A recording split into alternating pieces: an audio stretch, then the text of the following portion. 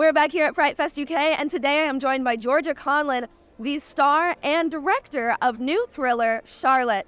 Now, Georgia, I'm going to address the elephant in the room. You are probably the youngest director we have here at FrightFest this year. How was it to work with a casting crew that I'm pretty certain were all older than you? It was quite challenging because I mostly directed them wearing a primary school uniform. So you got the added element of, this is my first time directing anything.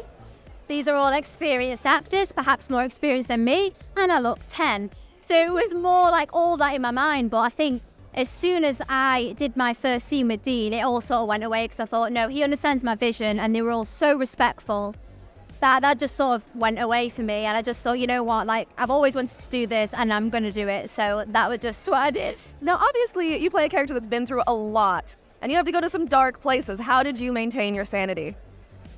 Oh, it's a good question. I still don't know if I'm saying no. So yeah, it was quite difficult. I was saying earlier, you know, if you're just acting, you can get to that sort of dark place, and then between scenes be sort of in a quiet place, sort of holding on to that. But I had to keep going behind the camera and switching on and off. So I think for me, doing that and being so busy got me through it. And Martin, I've heard that this was kind of a three-person job. This entire film. Tell me a little bit about your role in it. Well, it was sort of born from an idea that I had on my own, and then I met Georgia through casting that project. We did a weekend of shooting, and then we realised they weren't very good. And then, but Georgia had some absolutely amazing ideas on where to take it to make it more classy, more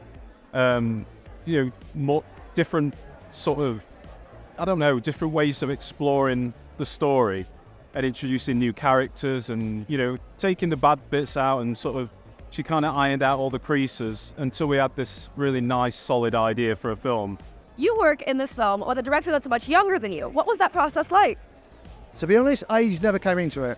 She's so talented. It was difficult because sometimes she was in different attire, which made it weird.